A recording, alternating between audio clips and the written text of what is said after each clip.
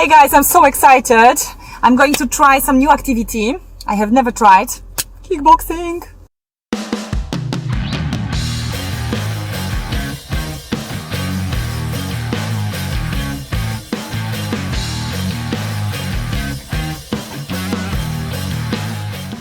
So I'm here in front of the school of Mark Hedges, Kampfsportfreunde, and the video is in German, so turn on the subtitles. Hallo, ich bin der Marc, ich bin Kickbox-Trainer und Personal Trainer, betreibe die Sanitas Lounge, in der wir uns gerade befinden, seit 2012. Besitze den zweiten Dan im Kickboxen, verschiedene Zusatzausbildungen für Kindertraining, Bonsai, Karate, Bonsai-Training und habe den Verein Kampfsportfreunde Köln, der auch in der Lounge quasi trainiert, 2011 gegründet. Wir haben mittlerweile ungefähr an 5 Tagen die Woche Training. Wir haben fast 100 Mitglieder hier, Kinder, Jugendliche, Erwachsene. Ja, Kickboxen ist was für jeden. Jeder kann es erlernen, ob ganz klein, ob Mini-Bambini oder schon im fortgeschrittenen Alter. Für jeden ist was dabei. Jeder kann Technik lernen, jeder kann Kraft lernen, Koordination, Ausdauer. Und darum geht es auch heute. Also ich möchte euch heute gerne den Sport vorstellen und genau. Dann lasst euch mal überraschen. Ja, dann würde ich sagen, leg mal los, Seilspringen, du hast hier Platz. Ganz ja. Was sollen die anfangen direkt machen? Genau, fang erst mal an, ganz locker zu springen. Entweder mit beiden Füßen oder links, rechts im Wechsel. Genau, die Arme sind seitlich am Körper. Du versuchst ganz locker zu springen. Du kannst dich jetzt bewegen, du kannst den Oberkörper zur Seite bewegen, du kannst dich ducken. Also stell den Gegner vor, du weichst ein bisschen aus und dann arbeitest du mit der linken Hand, das ist deine Fürhand, dein Jab, und deine rechte Hand ist der Punch. Und damit kannst du jetzt erstmal kombinieren mit den Geraden. Du kannst oben schlagen, also zum Kopf, du kannst auch mal zum Körper schlagen und dann kommen danach die Haken dazu, die Kopfhaken, die Aufwärtshaken. Und du versuchst dich zu bewegen, also nicht nur auf der Stelle zu stehen, ein bisschen vor und zurück.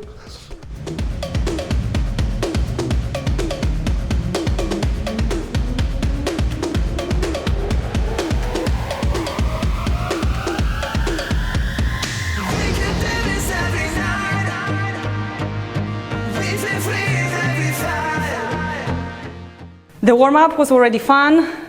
Jumping rope, some movements for the kickboxing. I love it. I'm warmed up. I'm ready to go further.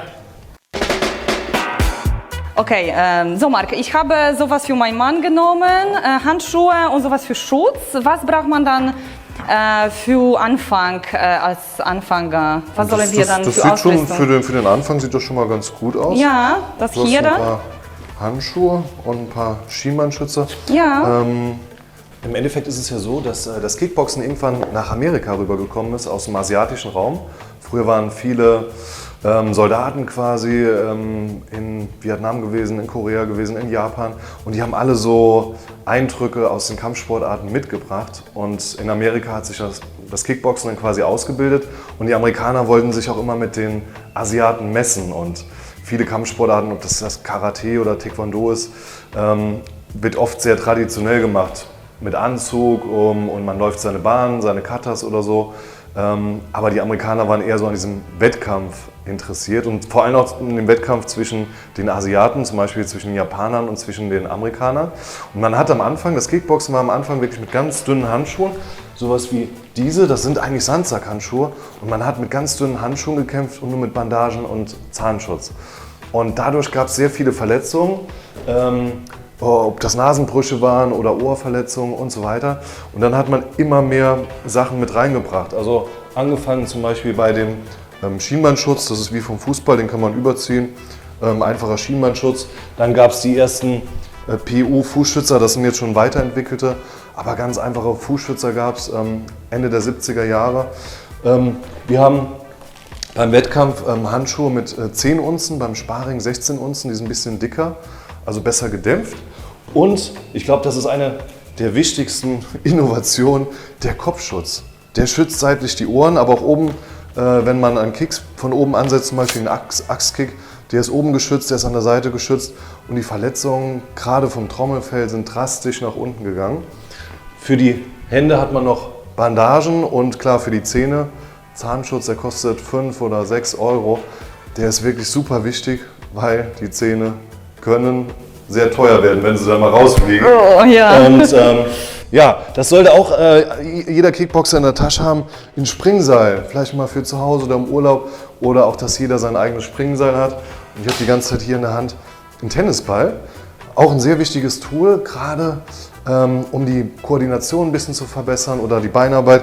Wir machen zum Beispiel bei uns, dass wir einfach ein bisschen mit dem Tennisball arbeiten.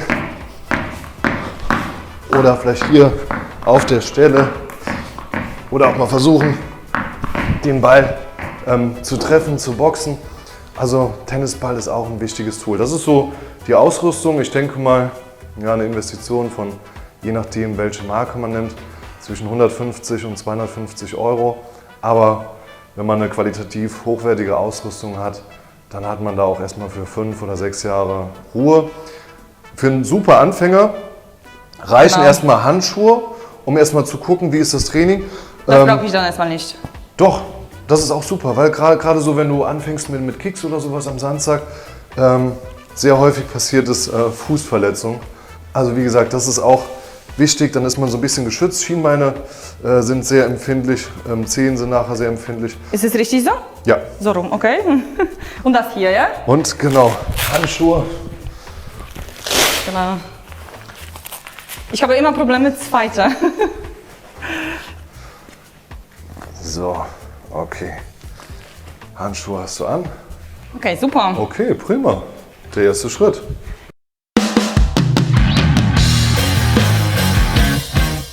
Wir haben verschiedene Disziplinen, die wir hier anbieten. Wir bieten einmal das traditionelle Kickboxen an.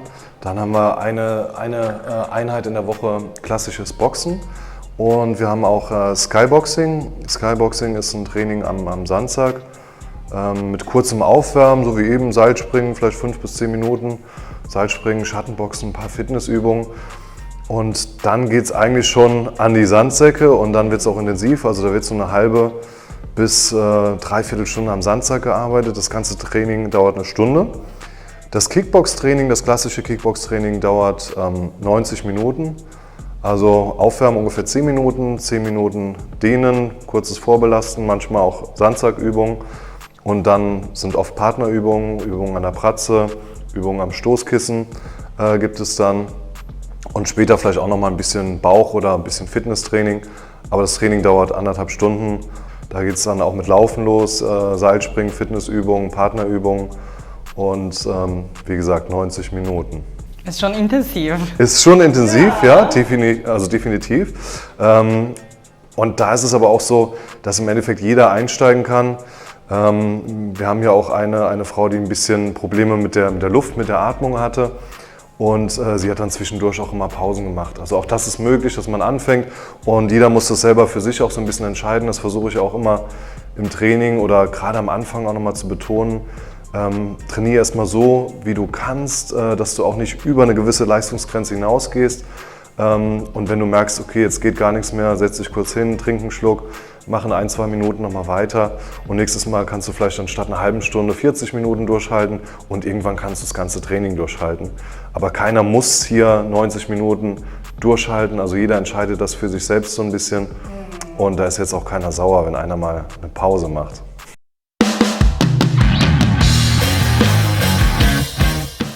So, dann vielleicht sagst du mir so 2, 3 Übungen, dass du dann auf deine Stunde machst. Ich zeig, Probier es mal. probier es mal aus. Genau. Kann nicht viel passieren. Also gerade Pratzentraining sind super gut für Anfänger, Ja. weil die Pratzen schlagen erstmal nicht zurück. Okay. Es geht jetzt primär darum, fokussiert zu treffen, auch mal das Gefühl dafür zu bekommen, was ist eigentlich ein Schlag, was ist ein Tritt. Wie fühlt sich das an, wenn ich ihn treffe?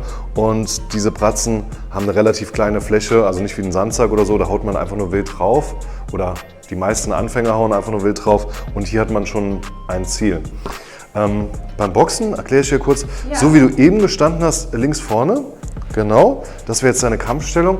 Und aus der Kampfstellung versuchen wir jetzt erstmal Grundboxtechnik. Also wir versuchen erstmal den Jab, also die linke Gerade oder die rechte Gerade, den Punch. Anzusetzen. Und beim Boxen ist immer ganz wichtig Cross, also das kommt so aus aus dem Amerikanischen.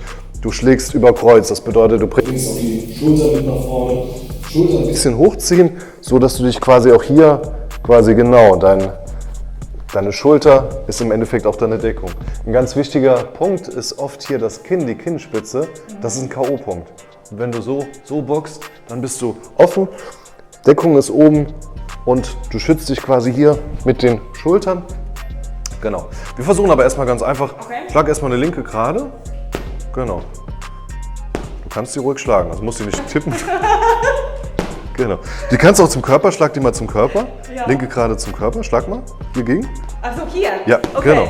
Jetzt habe ich verstanden. Ja. Nimm die rechte oben an den Kopf, seitlich. Seitlich, warte. So, genau. Ja. Die ist hier.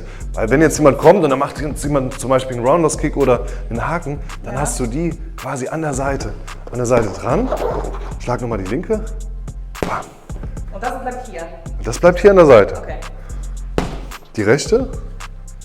Da muss ich hier. Ja, genau, dann schlägst du und führst die Faust auch wieder zurück, dass du hier auch wieder die Deckung hast. Wenn du richtig komplett zu sein willst, also eine komplette Deckung haben willst, dann nimmst du die Doppeldeckung nach vorne, so dass du noch ein bisschen was siehst. Genau, du schaust immer durch. Aber wie gesagt, jetzt geht es erstmal ein bisschen darum, Spaß zu haben, die Fäuste zu treffen. Du wirst auch stärker nach der Zeit, oder? Weil bestimmt ich tippe jetzt, wie du sagst.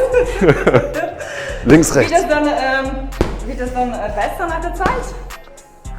Die Schläge, ob die besser wird? Ja, also am Anfang, die meisten Verbesserungsprozesse beziehen sich jetzt erstmal auf deine Koordination. Du lernst eine neue Sportart, lernst eine neue Bewegung und dafür brauchst du Zeit. Aber die größten Verbesserungen, 95% der Verbesserungen, sind erstmal auf den koordinativen Aspekt geprägt. Ja. Und dann, klar, durch das Training, durch Liegestütze, vielleicht auch durch Krafttraining, kannst du Kraft entwickeln, Technik verbessern, aber das meiste ist erstmal die Koordination. Wenn die Bewegungsabläufe flüssiger werden, wenn der Körper auch dieses Bewegungsmuster quasi auch komplett mit den ganzen Zellen mehr oder weniger involviert hat in den Bewegungsablauf, genau da auch die Technik mit reinbringt, dann wird es besser. Aber das ist gut.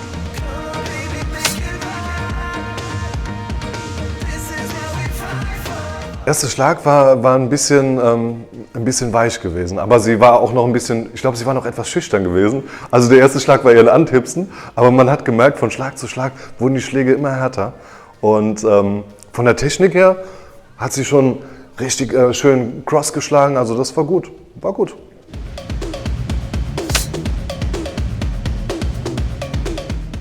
Und von den Kicks, der Frontkick oder der Sidekick, oder du kannst den Sidekick ja auch aus der Drehung machen, den Turn-Sidekick. Das ist alles Innenbahn. Wenn ich das Stoßkissen zur Seite drehe, dann hast du zum Beispiel den Halbkreistritt. Links oder rechts. Auf dem Turnier hat eine Kampffläche 5×5, also die wäre jetzt nochmal 2 Meter auf jeder Seitenlänge größer. Aber selbst diese 5×5 Meter können klein werden und das mit 3×3 ist schon sehr eng. Und deswegen ist es wichtig, dass man immer wieder versucht, die Ringmitte, also hier, diese Matte ist quasi deine Ringmitte, du versuchst immer wieder die Ringmitte zu suchen. Ich werde dich jetzt mit dem Stoßkissen so ein bisschen, ich sage jetzt mal, bedrängen. Du versuchst mich abzuschießen mit den Fäusten, mit den Tritten und kannst auch, wie gesagt, wenn ich das Stoßkissen hier zur Seite nehme, kannst du zum Beispiel deinen rechten Roundhouse-Kick machen, drehst zur anderen Seite, dann kannst du deinen linken machen. Du kannst jetzt hier richtig gegenhauen. Dass ich das gut verstanden habe, jetzt soll ich kicken, ja? Oder? Also wenn ich das gerade halte, mach mal einen geraden Schlag, einen Jab oder Punch. So? Oh ne. Erstmal einen Schlag, Jab, Punch. Jetzt einen geraden Tritt mit dem Fußballen treffen. So? Ja, versuch hier Zehen ranzuziehen und hier unten mit dem Fußballen. Ja, und anderes Bein auch mal. Versuch mal Das ist wie Ballett. den Sidekick. Nochmal, Jump. Sidekick, also diese Sidekick, okay. Sidekick. Ja, treffen. Gut. Und jetzt den Halbkreistritt, also mit dem Spannen. Ja, genau. Andere Seite auch mal. Oh ja, da ist Power, sehr gut. Okay, jetzt nochmal gerade. Ja. Gerade schlagen oder treten, wie du möchtest. Und dann das hier. Ja, genau. Jetzt bewege ich mich und du bewegst dich mit. Und du versuchst im Ring zu bleiben und du kannst arbeiten, genau. Deckung bleibt oben und der Kick. Und nochmal. Und hier auch zweimal.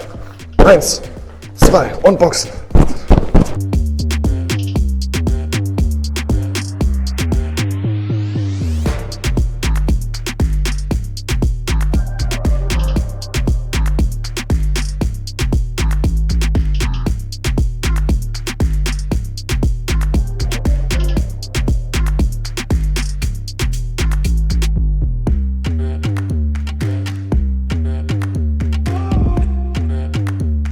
Den Blatt machen.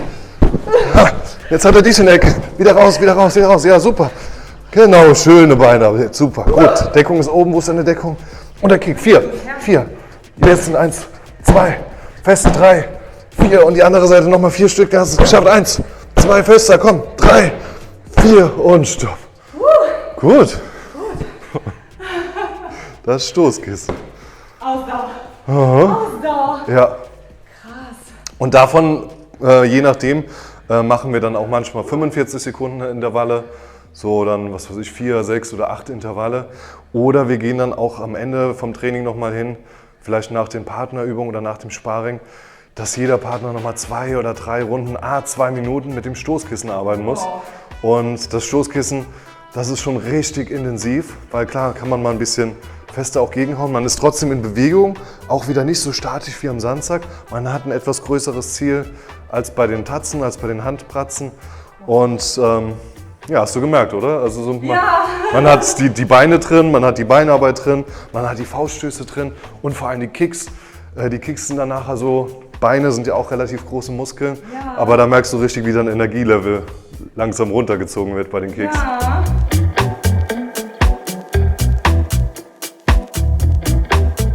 Also Eva war jetzt am Stoßkissen von den Übungen her sehr gut, also hat das super gut gemacht. Sie hat sich schön bewegt, hat auch kein einziges Mal die Kampffläche verlassen. Also das habe ich bis jetzt noch nicht gehabt, dass das jemand beim ersten Mal direkt so umgesetzt hat.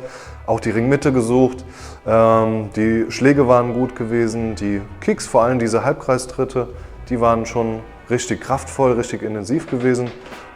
Deckung, klar, Deckung ist am Anfang immer ein wichtiges Thema. Das müsste man jetzt im Training noch ein bisschen intensivieren, vielleicht auch in Partnerübungen, aber so mit dem Stoßkissen, mit den Übungen war sie schon richtig, richtig gut.